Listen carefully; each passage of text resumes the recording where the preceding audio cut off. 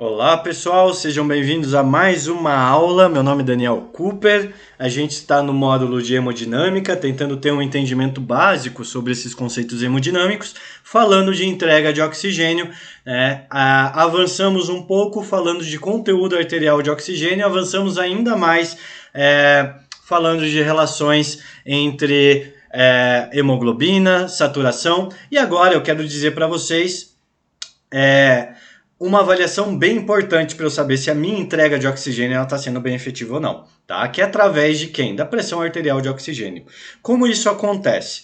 Isso acontece através do sistema respiratório, ou seja, no ar ambiente eu tenho uma quantidade de oxigênio disponível para a gente fazer o processo de inspiração. Tá? Se você quiser avançar mais nessa área, tem muito conteúdo nos meus treinamentos de hemogasometria, de ventilação mecânica e suficiência respiratória, não só para intensivistas, não só para pessoal que trabalha em internação, mas também para pneumologistas ou gente de qualquer área que tem interesse em entender um pouco sobre hemodinâmica, tá bom? Lá está mais detalhado esse processo, tá? Mas como que esse oxigênio do ar ambiente é convertido em pressão arterial de oxigênio? Através do sistema respiratório, onde, deixa eu pegar a caneta aqui, onde a partir do momento que eu inspiro o ar, eu gero uma pressão alveolar de oxigênio, esse oxigênio chega lá no meu alvéolo e aqui embaixo passa um capilar.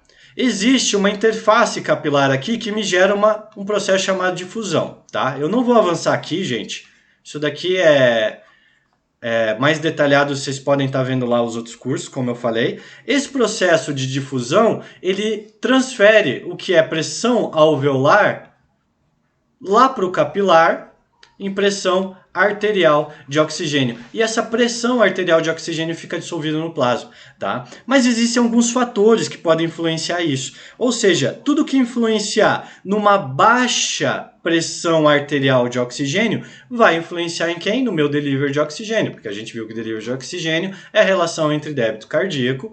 A gente viu que débito cardíaco tem as fases pré-carga, contratilidade, pós-carga, as fases macrohemodinâmicas, né, dentro dessas localizações, e o conteúdo arterial de oxigênio, tá? Então, para eu garantir a oferta de oxigênio, eu tenho que ter tudo isso aqui, ó, bem encaixadinho, tá?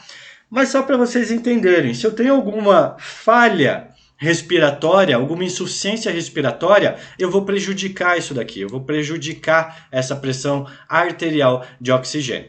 Tá? Existe uma relação entre ventilação e perfusão, que também estão bem descritas lá no meu conteúdo da parte respiratória, ou de terapia intensiva mais avançada, tá? Mas só para vocês entenderem, que se eu tenho um paciente que tem um processo de obstrução, vamos pensar naquele colapso de traqueia, na bronquite crônica, no felino com asma, esse paciente na paralisia de laringe.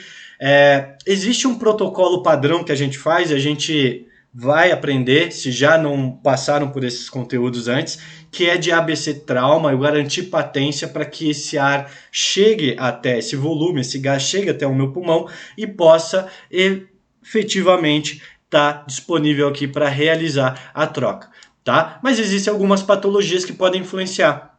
Nesses casos, essas patologias que a gente falou agora, eu tenho que pensar em garantir a patência dessa via respiratória.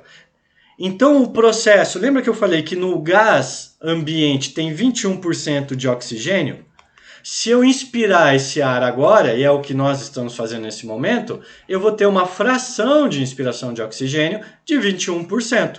Certo? Mas a partir do momento que eu uso algum método de correção de oxigenação, por exemplo, de oferta de oxigênio, né, um método como um catéter nasal para dar oxigênio para ele, eu estou aumentando quem? Essa fração de inspiração. Por quê? Porque ela tem a capacidade de aumentar quem? Essa pressão alveolar de oxigênio e dá mais possibilidade de difusão, tá? Não se prendam a isso, tá, pessoal? Isso daí é um conteúdo que a gente destrincha melhor nos próximas aulas, nos próximos treinamentos. É mais para vocês entenderem que não necessariamente um paciente que tem problemas com patência de via respiratória, não necessariamente eu tenho que dar oxigênio para ele. Eu tenho que fazer o quê? Garantir a patência. fazer com que o gás chegue para ele. Mas sim, o paciente que tem alguma disfunção a nível pulmonar, por exemplo, uma lesão nessa interface alveolo-capilar, por exemplo, uma pneumonia, um edema pulmonar cardiogênico, uma SARA, uma síndrome do desconforto respiratório agudo, tudo que pode causar uma lesão e interferir no meu mecanismo de difusão, esse paciente vai ter uma boa resposta a quem? A oxigenoterapia ou a métodos até mais avançados. A gente aprende, inclusive, a como classificar essas insuficiências respiratórias. Tá? Quando a gente fala a nível de lesão de parênquima pulmonar, paciente com neoplasia pulmonar, né, ou como falamos, edema pulmonar, seja cardiogênico ou não, eu tenho uma falha respiratória do tipo 1, tá? Não se apeguem a isso, mas esse paciente ele vai se beneficiar com quem? Com a oxigenoterapia. Eu aumentar essa fração de inspiração para 40, 50. Nas outras aulas a gente aprendeu como utilizar esses métodos e o quanto cada método aumenta essa fração de inspiração de oxigênio, tá? Mas só para vocês entenderem que a partir do momento que eu fizer uma gasometria desse sangue aqui, eu vou ter a extração dessa informação, pressão arterial de oxigênio. Se eu tenho uma baixa pressão arterial de oxigênio, o que eu, dando suporte e o tratamento para esse paciente, eu vou pensar? Eu preciso aumentar essa pressão arterial de oxigênio. Qual é o exame que faz isso? Hemogasometria, tá? Então a hemogasometria é o único exame que vai me avaliar isso daí e vai me trazer essa informação de pressão arterial de oxigênio. Ah, eu não tenho hemogasometria no meu centro, não tem problema. Hoje laboratórios humanos podem estar fazendo, você pode estar fazendo parcerias com algum laboratório perto da sua cidade ou na sua cidade, mas veja lá a aula de hemogasometria que a gente destrincha um pouquinho mais isso daí. Mas é mais para vocês entenderem que quando eu quero aumentar a oferta, a gente viu que para eu aumentar o débito, o delivery de oxigênio, eu tenho que ter débito cardíaco e eu posso fazer uma prova de volume. Se o paciente tiver hipovolêmico, eu posso aumentar a contratilidade com inotrópico positivo se o paciente tiver déficit de contratilidade, por exemplo. Eu posso melhorar pós-carga, um paciente que tem vasoplegia, eu posso fazer o quê? Eu posso botar ele num vasopressor, numa noradrenalina, por exemplo, né? Coloca ele na norep e vê o quanto isso influencia nessa questão macrohemodinâmica. E se não for esse mecanismo que está influenciando lá no meu delivery de oxigênio, se não for débito cardíaco, né, ele tem volume, ele tem contratilidade e ele tem pressão, né? Não tem, eu vou ter que buscar outros contextos. Aonde? Lá no conteúdo arterial de oxigênio. Vou ver hemoglobina, vou ver questão de saturação, ou vou tentar ver na curva de dissociação aqueles fatores que influenciam num comprometimento da ligação entre o oxigênio e a hemoglobina, e também vou ver o principal desse conteúdo. Tem oxigênio dissolvido no plasma? Provavelmente isso vai estar relacionado com alguma insuficiência respiratória. Então eu aconselho vocês que vejam as aulas de insuficiência respiratória. Mas o mais importante que eu queria chamar a atenção, que dar oferta de oxigênio, garantir delivery de oxigênio para o nosso paciente, não é fazer só prova de carga. Às vezes nem é fazer prova de carga, né? Não é eu botar ele no inotrópico positivo. Não é eu já botar ele.